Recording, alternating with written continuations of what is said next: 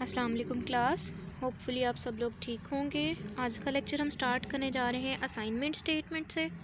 Assignment statement कोई भी ऐसी स्टेटमेंट सी लैंग्वेज के अंदर कोई भी ऐसी स्टेटमेंट जिसके अंदर किसी वेरिएबल को कोई वैल्यू या एक्सप्रेशन असाइन किया जाए उसको असाइनमेंट स्टेटमेंट कहते हैं। उसके अंदर इक्वल टू का साइन इस्तेमाल हो रहा होता है और वेरिएबल हमेशा लेफ़्ट साइड पे आएगा। लेफ़्ट साइड पे कभी भी कांस्टेंट वैल्यू नहीं आ सकती, हमेशा वेरिएबल आएगा। और राइट साइड पे ये देखें, इक्वल टू की राइट साइड पे कोई भी एक्सप्रेशन हो सकता है, कोई भी वेरिएबल हो सकता है, कोई भी कांस्टेंट हो सकता है। ठीक है, तो इसको राइट करने का सिंटेक्स यहाँ पे दिया हुआ है, वेरिएबल इक्वल्स टू एक्सप्रेशन और फिर एंड पे स्टेटमेंट टर्मिनेटर आपने नहीं भूलना हमेशा। एग्जाम्पल में आपको दिखाया हुआ है a equals to 100 means a कोई वेरिएबल है और उसको वैल्यू असाइन की गई है 100। c एक वेरिएबल है equals to a plus b, मतलब एक वेरिएबल को डिफरेंट वेरिएबल्स असाइन किए जा सकते हैं।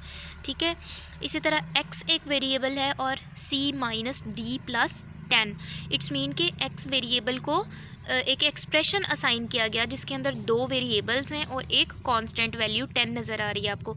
तो क्योंकि यहाँ पे इक्वल टू का साइन इस्तेमाल हो रहा है, इसको हम असाइनमेंट स्टेटमेंट कहेंगे इस पूरी लाइन को। एक क्योंकि सी लैंग्वेज के अंदर आपको पता है स्टेटमेंट बाय स्टेटमेंट होता है, तो ये लाइन एक स्टेटमेंट है और क्योंकि इसके अंदर इक्वल टू का साइन इस्तेमाल हो रहा है इसलिए इसको असाइनमेंट स्टेटमेंट कहेंगे। अब इसके अंदर एल वैल्यू और आर वैल्यू देखें, इक्वल टू की साइन के लेफ़्ट साइड पे जो वैल्यू है, जैसे यहाँ पे एक्स लिखा हुआ है तो ये एल वैल्यू कहलाएगी, और इक्वल टू के साइन के राइट साइड पे जितनी वैल्यूज़ हैं, सी है, डी है और 10 है, तो ये सारी आर वैल्यूज़ कहलाएंगी। हमेशा एल वैल्यू वेरिएबल होगी, यहाँ पे कोई कांस्टेंट नहीं हो सकता, और आर वैल्यूज़ वेरिएबल कांस्टेंट दोनों हो सकते हैं। देखें यहाँ पे एक्सप्रेशन में एग्जांपल दी हुई है, x इक्वल्स टू 5 तो वैलिड है, लेकिन 5 इक्वल्स टू x इनवैलिड है, ये वैलिड नहीं है।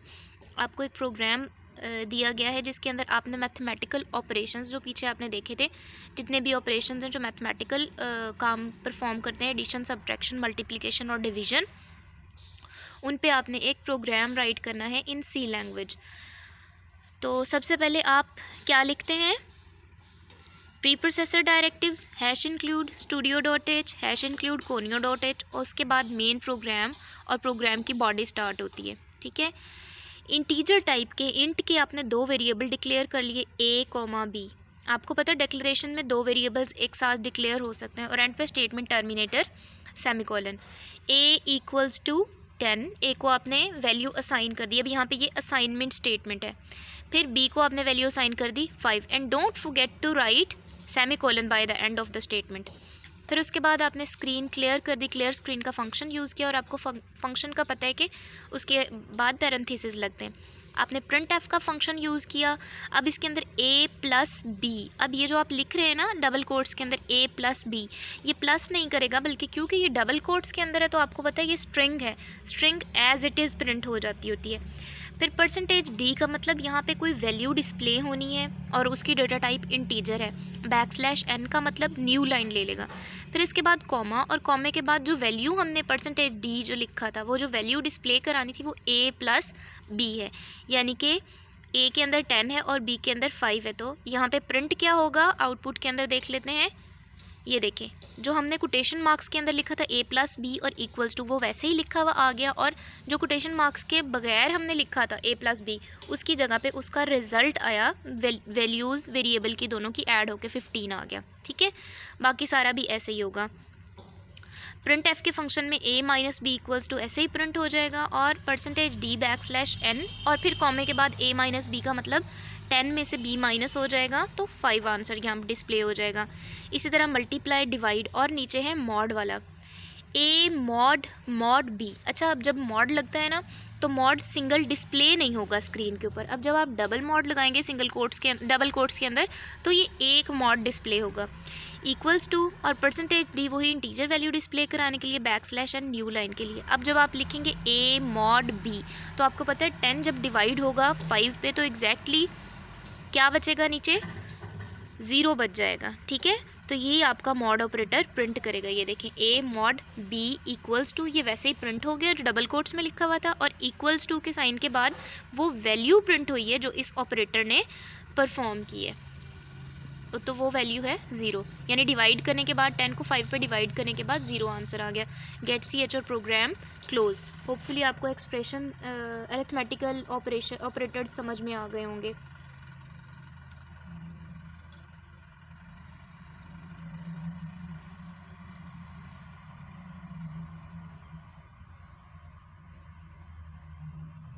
ओके, इसके बाद है डिफरेंस बिटवीन बाइनरी ऑपरेटर और यूनरी ऑपरेटर। यूनरी ऑपरेटर होता क्या है? यूनरी इसके नाम से पता चल रहा है कि ये सिंगल ऑपरेटर होगा, डबल वैल्यूज़ नहीं लेगा। आपको पता है ना ऑपरेटर और ऑपरेंड्स। ऑपरेटर वो जो साइन जो हम काम करने जा रहे हैं, जैसे ऐड करना है तो प्लस, सब्ट्रैक्ट करना है तो माइनस, और ऑपरेंड्स वो होते हैं जिनके ऊपर काम हो रहा है, यानी ए प्लस बी में ए और बी दोनों ऑपरेंड्स होंगे और प्लस ऑपरेटर होगा। इस तरह यूनरी ऑपरेटर देखें, a type of operator that works with one operand is called unary operator, जिसके अंदर सिर्फ एक ऑपरेंड लगे। जिस तरह -5 जैसे हम लिखते हैं तो उसके लिए सिर्फ एक वैल्यू की ज़रूरत, प्लस प्लस माइनस माइनस। अब ये आगे आप देखोगे प्लस प्लस और माइनस माइनस क्या होता है। यहाँ पे एक्सप्रेशन आपको नज़र आ रहा है -a या n++ या -x। ओके, इसके बाद है बाइनरी ऑपरेटर। बाइनरी ऑपरेटर आम तौर पे आप जो इस्तेमाल कर रहे होते हैं वो बाइनरी ऑपरेटर्स होते हैं। A type of operator that works with 2 operands is called binary operator, जैसे प्लस माइनस मल्टीप्लाई डिवाइड या मॉड या फिर इक्वल टू, ये ग्रेटर देन का sign, greater than less than, ये भी सारे दो चीज़ों को कंपेयर करते हैं। इसकी एग्जाम्पल में वो आपको बता रहे हैं a+b या x डिवाइड बाय y। तो ये आपके पास दो ऑपरेटर्स क्योंकि इस्तेमाल हो रहे हैं, तो ये बाइनरी ऑपरेटर कहलाएगा। कंपाउंड स्टेटमेंट वो स्टेटमेंट होती है जिसमें बहुत सारे वेरिएबल्स को एक ही वैल्यू असाइन की जाए और इसके अंदर इक्वल टू का साइन एक से ज़्यादा दफ़ा आए। An assignment statement that assigns a value to many variables is known as compound assignment statement।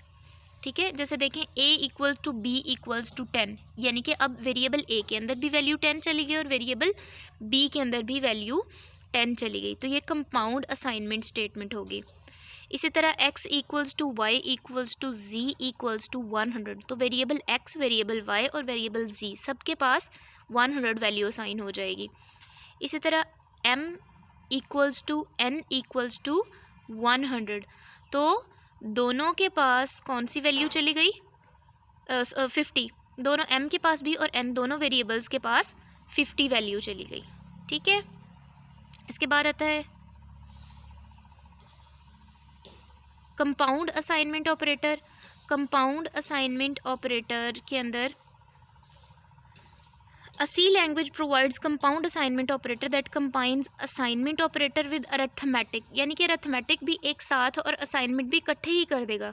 Compound assignment operators are used to perform mathematical operations more easily, ज़्यादा आसानी से आप arithmetic expressions या arithmetic operations perform कर सकते हैं। इसको लिखने का syntax देखें, वेरिएबल का नाम लिखेंगे, फिर ऑपरेटर जो इस्तेमाल करना है equals to expression.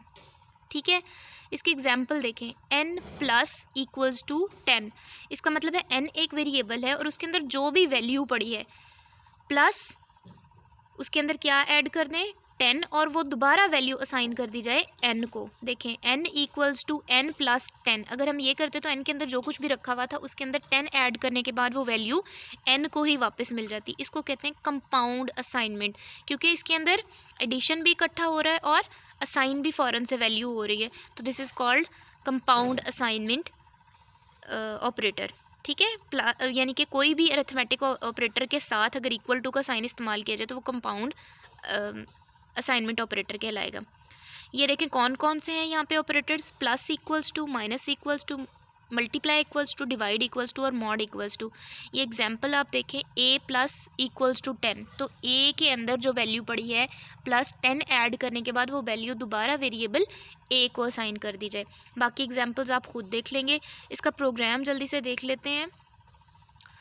Pre processor directives लग गए, मेन प्रोग्राम शुरू हो गया। इंटीजर का आपने एक वेरिएबल a डिक्लेयर कर लिया, स्क्रीन क्लियर कर दी।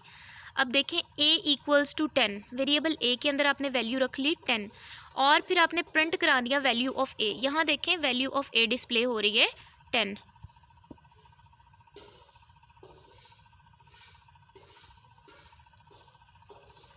ओके।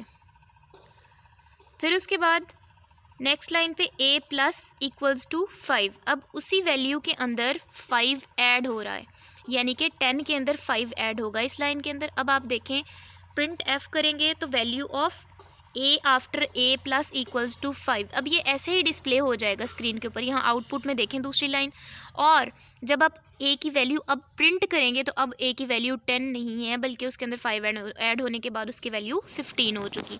इसी तरह माइनस करने के बाद उसकी वैल्यू 10 हो जाएगी, और मल्टीप्लाई करने के बाद 2 के साथ मल्टीप्लाई करने के बाद 20 हो जाएगी, और फिर 2 पे डिवाइड करने के बाद 10 हो जाएगी। और जब इसी तरह आगे जाके इसका मॉड्यूलस लेंगे तो आपको पता है मॉड्यूलस रिमाइंडर बताता है, तो जब 10 2 पे डिवाइड होगा तो कुछ भी नहीं नीचे बचेगा, तो आंसर आ जाएगा 0। Get ch program close. Hopefully आपको समझ आया होगा आज का प्रोग्राम और आज का लेक्चर। अपना ख्याल रखें। अल्लाह हाफिज़।